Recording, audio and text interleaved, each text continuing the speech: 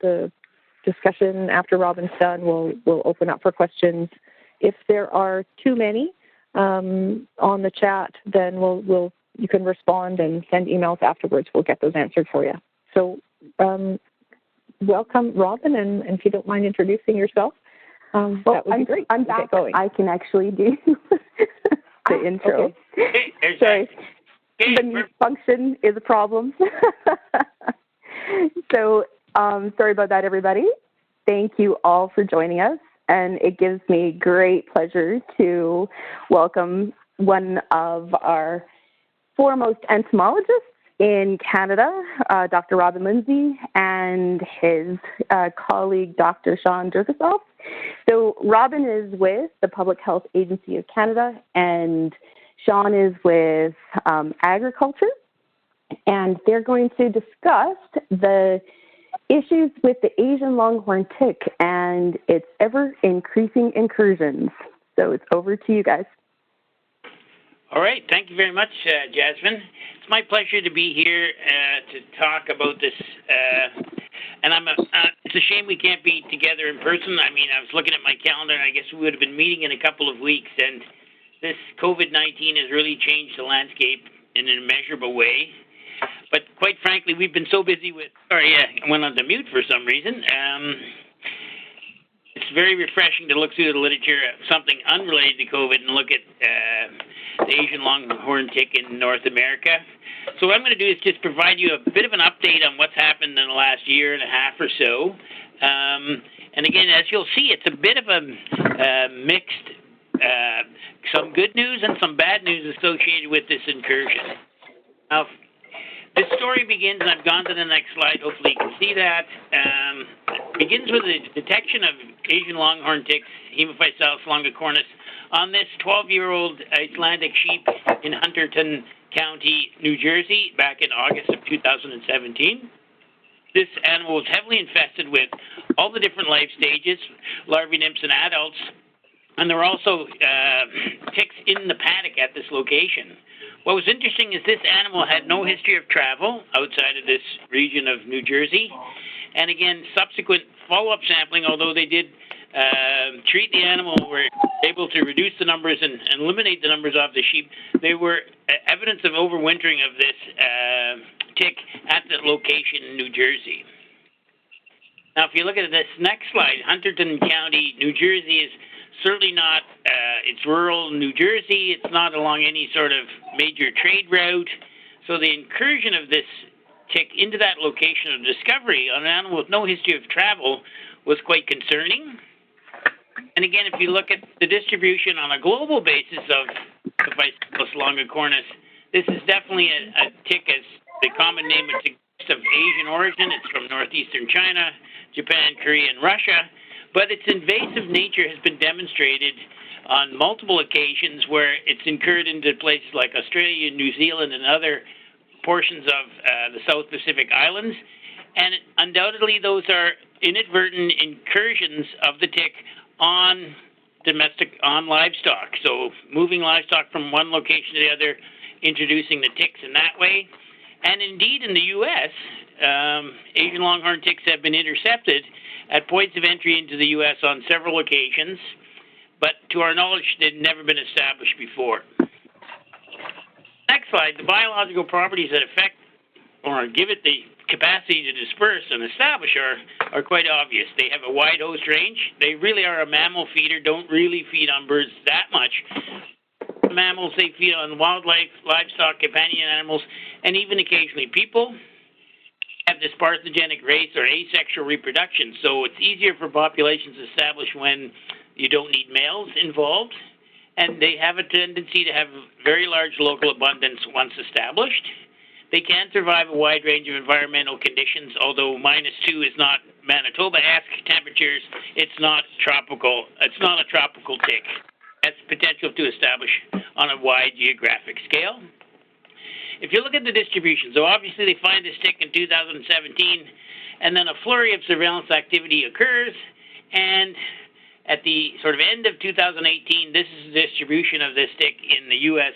based on the nice map here by Ben Beard's group. And you can see 9 states with 45 different counties where the tick has been detected. And the bulk of those are in New Jersey, Virginia, and West Virginia. That's 75% of the total counties infested.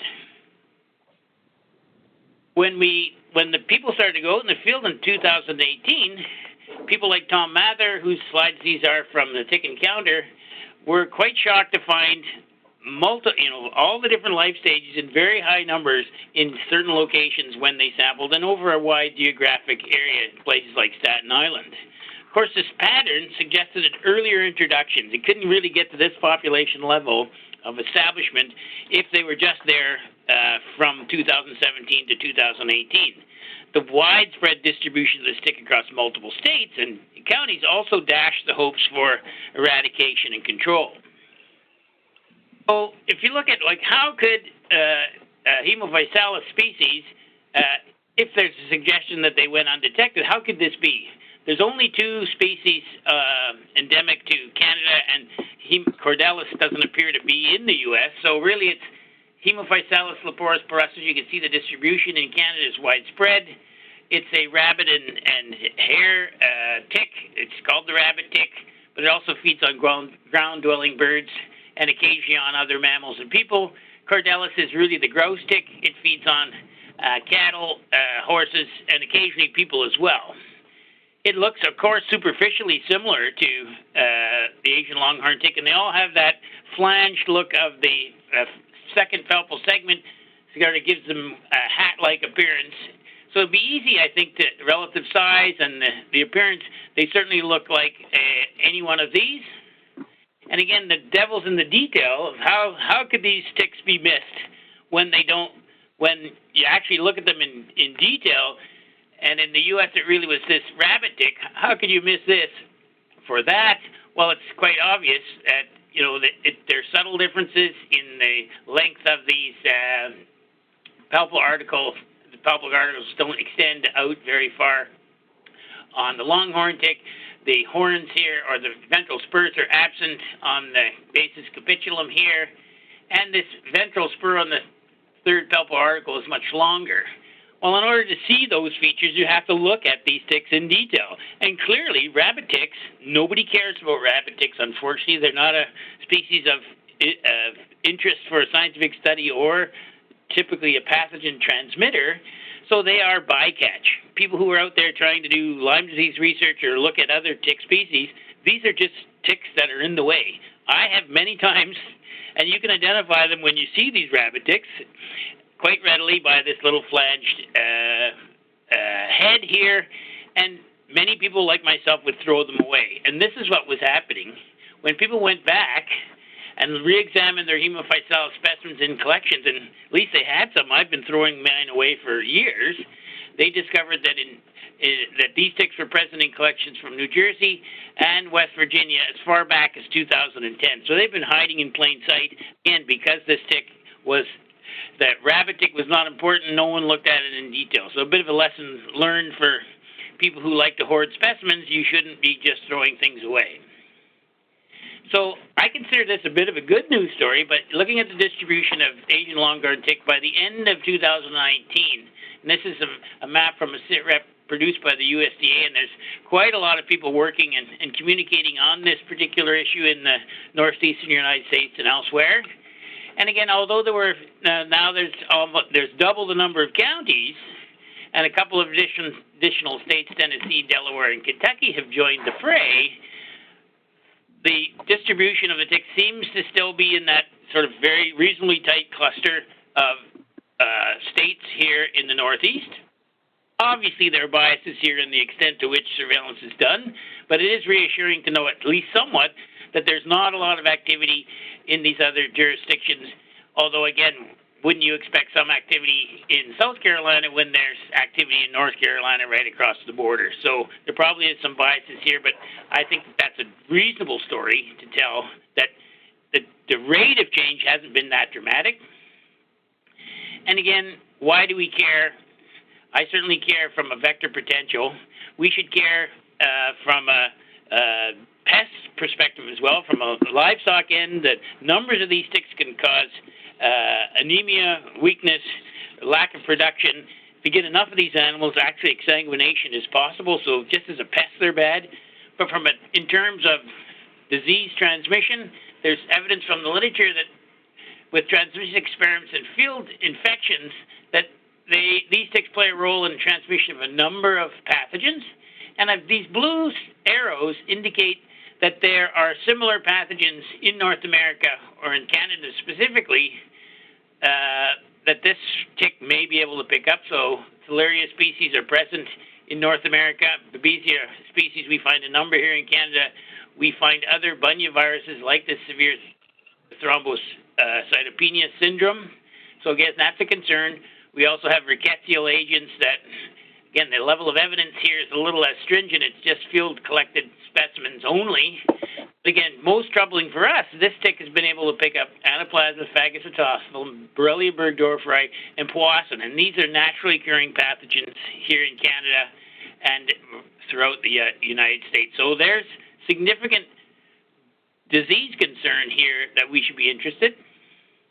And again, one of the most important tick-borne diseases, if not the most important tick-borne disease in North America, is Lyme disease. And Bruner et al. Did a nice little study here in 2019 that looked at the capacity of H. longicornis to acquire and transmit the agent of Lyme disease amongst mice. So they took larvae, and what was really neat is Asian longhorn ticks didn't like to feed, wouldn't readily feed on mice. They'd put the ticks on these musculus, come back an hour later, they're all they put them in wire cages over water, they'd all dropped off. They're uninterested in the mice. The only way they could get them to feed was to put them in feeding capsules where they're kind of confined to the skin of the mouse. And they did feed in small numbers, and they did acquire the infection because they were picking up the blood of the infected host. But when they molded in the next stage, none of them were infected. So this is a good news story. And again, Ronne in 2019, observed a similar aversion to mice. So when they put Asian longhorn ticks on white-footed mice, they didn't engorge and virtually all of them dropped off. So they don't seem to like white-footed mice. And they developed these cool little arenas where they would expose the Asian longhorn ticks to these different hair types. And they saw a similar aversion to human hair. But when there was cat hair, dog hair, or white-tailed deer hair, the Asian longhorn ticks were happy to go into that hair and to travel through it. So again, if there's a role for this as a vector for the common tick-borne diseases in North America, if you don't feed on mice, you're not going to be a very good vector for at least the known zoonotic agents that are out there. So that's reassuring. And again, these ticks are rare human biters. And this is also good news. We know that humans are bitten by Asian longhorn ticks because Gary Wormser published a 3-page paper on the occurrence of this phenomenon in the U.S. This is the first known Asian longhorn tick bite. And again, quite amazingly, would result in a 3-page manuscript in Clinical Infectious Disease, but I digress. These bites occur out of proportion to the abundance of these ticks in the environment. They're just not interested in people. And these, from a public health messaging standpoint, they don't occur in the typical habitats that black-legged ticks would occur in. That's at the forest edge or in forested habitats. This poor fellow from Yonkers who got bitten by this very famous tick here was just on open grass on his lawn. So there's going to be some challenges around messaging him if these ticks are implicated in disease transmission. Again, Foster et al., they wanted to look at, will the standard tick bite prevention methods work to reduce bites from this particular species? And when they tried to do the standard tick bite prevention demonstrating whether Asian longhorn ticks would bite, you couldn't even get the ticks to stay on the subject's arms. Normally you would put a treated surface on an arm, you'd place the tick there, and then the tick would move up to the treated area, and then if it was repelled, it would be obvious. These ticks never stayed on the person's skin for more than a minute. They fell off and were completely uninterested. They had to develop these specialized arenas here, even to evaluate the repellency of standard repellents. Good news here is using treated and non-treated filter papers, they were able to demonstrate at least 99% repellency over a 30-minute period with 6 of the most common active ingredients to repellent. So it looks like these ticks are easily repelled, at least in the nymphal stage, by the standard active ingredients found in insect repellents. We have permethrin-treated clothing for ticks in Canada now, and again, a vertical contact irritants bioassay, essentially putting ticks on treated clothing and then holding it up in a vertical fashion. The ticks would readily drop off this surface. They do the hot foot thing, jumping up and down, and then fall off and turtle on the ground. So they were easily repelled by the treated clothing as well. So more good news that they don't seem to bite people that often. Standard repellents work, and permethrin-treated clothing works to prevent their bites.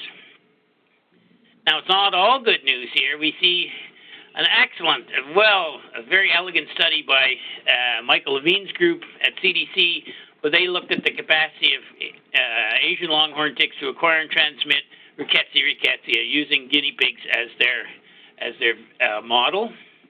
And again, these Asian longhorn ticks, larvae and nymphs, acquired rickettsia when feeding upon infected guinea pigs, and infection persisted through each life stage. So if larvae were infected, they maintained it to the nymph. If nymph was infected, they maintained it to the adults, and they were able to transmit infection in each stage. So if a larvae became infected, it could transmit it to nymph. If a nymph became infected and molded to the adults could transmit. And they even found low-level transmission or transovarial transmission. So 6 of 29 females produced some infected offspring in the second generation, but only about 2% of those egg masses were infected. So not good news from a rickettsia transmission potential for this particular tick. But these studies, of course, were done in the laboratory with a highly susceptible host. The guinea pigs are develop very high rickettsia or bacteremia. So still need to do more work, but this is somewhat troubling. More bad news on the animal health front. Again, in around September, there was a beef herd in Virginia given a diagnosis of anemia and suspected Anaplasma marginalis infection. PCR on those whole bloods was negative, but these pleomorphic pyroplasms were seen in the blood. I don't know if you can make them out here on this slide. And subsequent testing of animals' bloods collected in 2017 as well as 18 detected this Theileria orientalis Ikeda genotype 2 in the blood of these animals. And again, it was widespread. Blood samples from 3 unrelated herds from 3 different counties in Virginia had evidence of infection. And some of these animals were quite ill and succumbed to the infection. And again, they were from animals sampled at 2 different time points. The sequencing of the isolates that were obtained were identical to each other and to the Ikeda genotype in GenBank. Work done by Thompson's group, who went out in 2019 and drag sampled for host-seeking H. longicornis, detected this in about 12.7% of a couple hundred Asian longhorn ticks collected at the index farm. So this was the first detection of a pathogen in exotic Asian longhorn ticks in the U.S. And of course, this has serious implications for USDA, state and local associations, and are extremely engaged in this activity. And I'm sure we'll hear more about this as time goes on. So what should we do here in Canada? We're sitting here. To our knowledge, we have no populations of this tick. We have gotten a few close calls here with some cordellis that look like longicornis, but nothing so far. There have been 2 models, one by Rochlin and one by Raghaven, that have looked at this habitat or ecological suitability of Canada and the rest of North America for this particular tick. And again, we can see that in either model, there is some potential for this tick to, for Canadian soil to be fertile ground for these particular ticks, so we cannot be complacent. So again, what are we doing and what are the next steps? I mean, all the federal agencies who are interested in ticks and have a vested interest in ticks are aware of this possible incursion, and we're educating people, and I'm kind of doing that now. Collectively, we're educating stakeholders, including partners in surveillance, about the possible incursion. And I thought this community for emerging and zoonotic infections, the infectious diseases, the dialogue and scenarios that were ran through that was extremely useful to get everybody thinking about the barriers to potential eradication of these ticks, and I thought that was excellent. We're planning to do a bit of modeling. Nick Ogden's group in the Public Health Risk Sciences Division is planning to do modeling. If he wasn't buried under the COVID stuff, he'd be doing that now to get a better sense of the limits in Canadian. So looking at the suitability of the Canadian landscape with a Canadian lens on that. Not to say there's anything wrong with those two other studies, but we'd like some made in Canada data. And I think really what we have to do right now is just to maintain our surveillance activities. And we have a number of them that are likely to be successful. I think programs aimed at companion animals are going to be the most successful, given that these ticks really don't have a preference for people. Even though Connecticut, their first tick ever detected was found on a person. I mean, just the probability of finding them is going to be greater on companion animals. Using our image-based programs, although you're not going to be able to identify them that's a longicornis from a picture, you can certainly get indications if there's hemophyte cell species there through these images and have them sent in for further detail. And again, we may get lucky through our active surveillance programs designed for blackleg and other tick surveillance, and we may pick them up along those lines. So again, really all we have to do at this point, this is a watching brief, and we need to remain vigilant. And if I haven't gone horribly over time, I could take a few questions at this point. Thanks, Robbin. That was great. So there are more than 60 people currently on the call. So what we'll do is if anybody has any questions about this or any comments, please send them to Andrea or myself, and we'll moderate as we have been doing in past weeks. In the meantime, Robbin, I know that there has been a few estimates with regards to what we feel the timing probably is, and some of that has been either modeled or has just been based on what we know of this tick. How likely do you think that the incursion is to happen into Canada within the next couple of years? That's a good question. I mean, I think what we could see is, we could see what potentially might be seen in Arkansas. I mean, with a sort of a reasonably large jump from one location to the next. I guess my gut feeling right now, and I don't have any data to support this, except for the pattern of distribution that we're seeing in the U.S., is that we might have actually, because it seems to be mostly on, associated with mammals, and certainly associated with livestock, where we're getting most of the hits, that movement is going to be slower than we think. So, I mean, I'm hoping that it's not going to appear in the next year or so, that we may have a bit of a reprieve over the next several years where we see a slow expansion and a potential spillover event. But quite honestly, I don't know. Okay, so it's interesting that you mentioned livestock there, because frequently we are concerned about vectors coming in on the wildlife, right, as they move back and forth across the U.S.-Canada border. So it's very difficult to halt anything that moves that way. So should we be training our border guards a little bit better as far as how they actually inspect everything before they come across?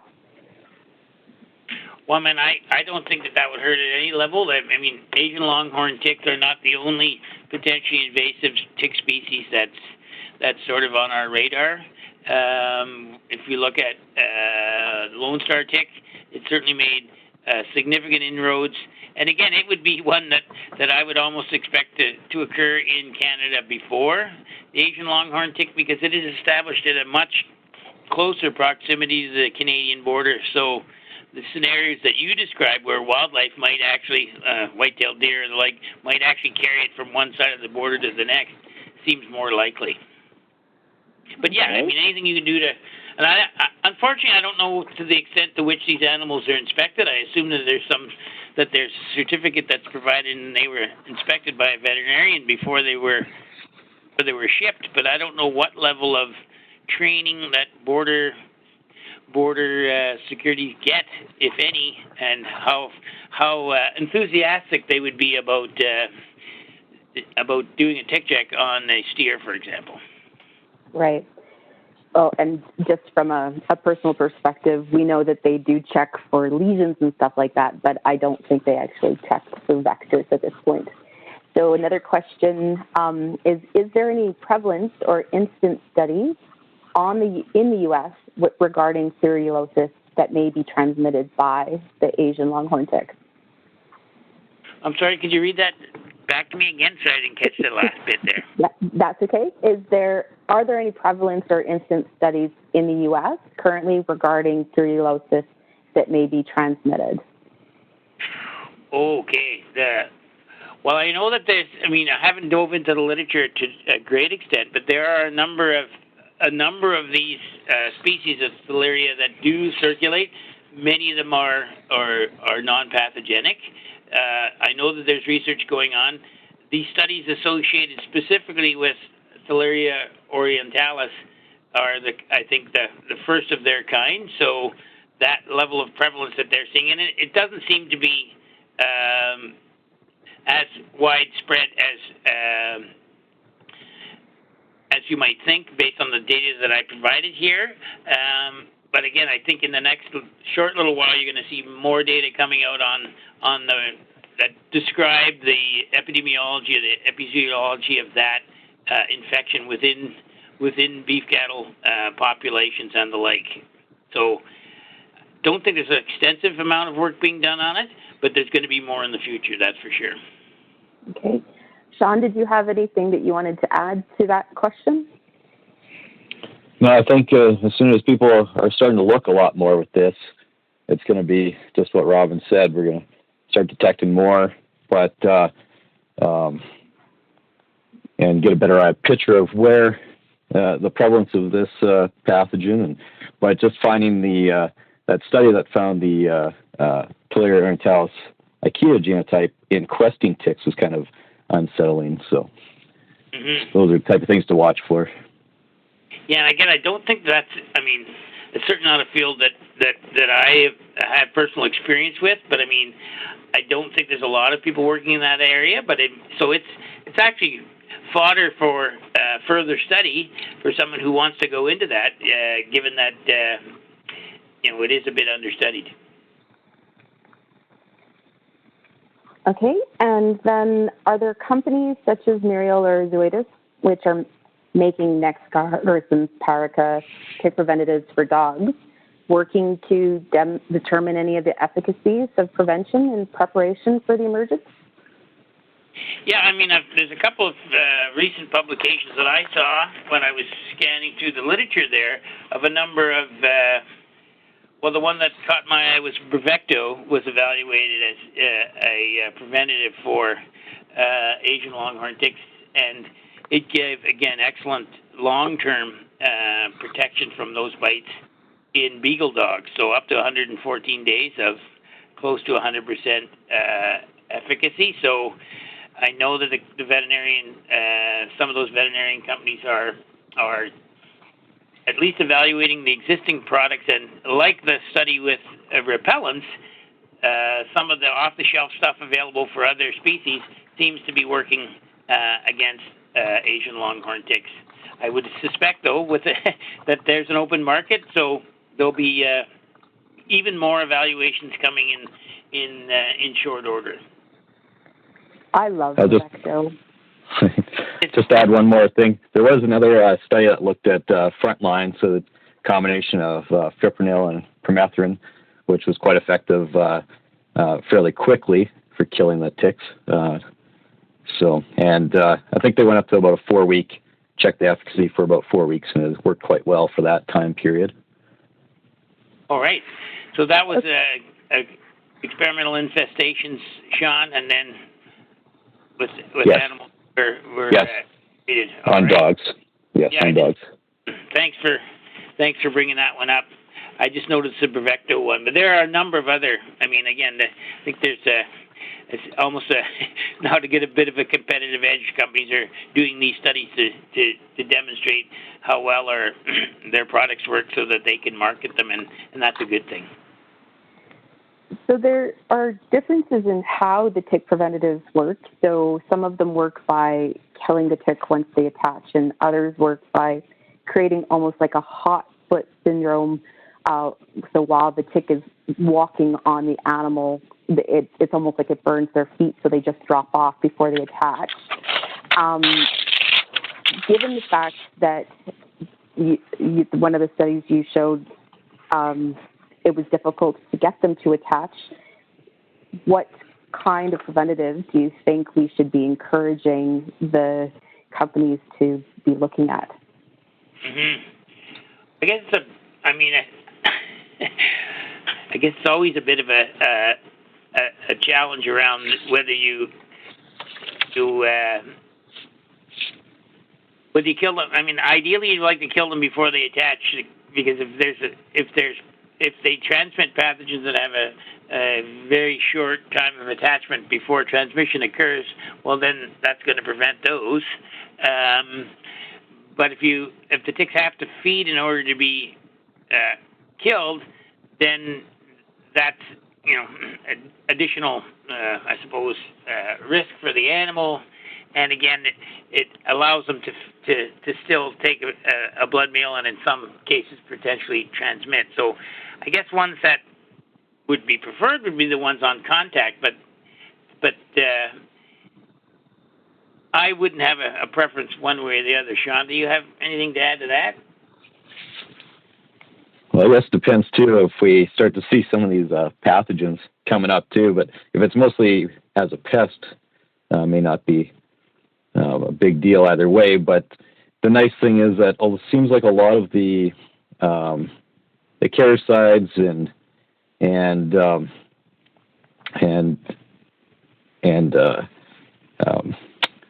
what's the word? The different chemicals that we try to prevent tick bites, anyways, that seem to be quite effective against this tick. So, I mean, just even the permethrin-treated clothing for humans, and then seems like a lot of permethrin-treated or permethrin-based tick caricides there are quite effective. So, probably any of those would work quite well. Okay. And then just one last question, and we've gone a little bit late. I know that some people had to leave, and that's my fault. Sorry about my inability to work technology this morning. There are certain acaricides and tick preventatives that are currently licensed in Asia and Australia, but not currently in North America. In your experience, how long does it take to actually get something like that license? Because for certain medications or vaccines, sometimes the decision is made to just bring things in on an emergency need and not actually license them here. Mm-hmm. Well, I guess given that some of the already registered products seem to be effective against this tick, I think that would slow, or that would influence the judgment of the regulators. That, again, normally those steps of just bringing it in because it's an emergency, those are really reserved for a bona fide emergency where there's no tools in the toolbox to mitigate the particular pest of interest. So in this case, I would think that they would take a more thorough regulatory review of those, given that there already are some solutions available to producers or pet owners or the like, and not fast track something. That's my gut feeling. What do you think, Shaun? Yeah, I don't have any experience with that, but yeah, just the fact that we have so many, or it seems like a lot of the options that we have are effective. didn't seem like an emergency. So. Okay. Well, 2009 when I was sitting in. Sorry, I'm not sure if that person is trying to talk to us or not. But thank you very much, guys. This was great, and it's always good to sort of keep abreast of things that are constantly emerging. And so this was a phenomenal way to sort of get back a little bit of time outside of COVID, as you said. Next week, unfortunately, our previously scheduled speaker is not able to join us. So I get to actually present on something, and one of the things that has currently been a big topic of discussion has been food insecurity and instability up in the north. So that will be the topic for next week. So have a great... Oh, go ahead. Sorry, Robbin. That sounds riveting. I'm going to try to make it. Okay. So have a great week, everybody. Stay safe, and remember to wash your hands. All right. Thank you. Bye-bye. Thanks, Robbin.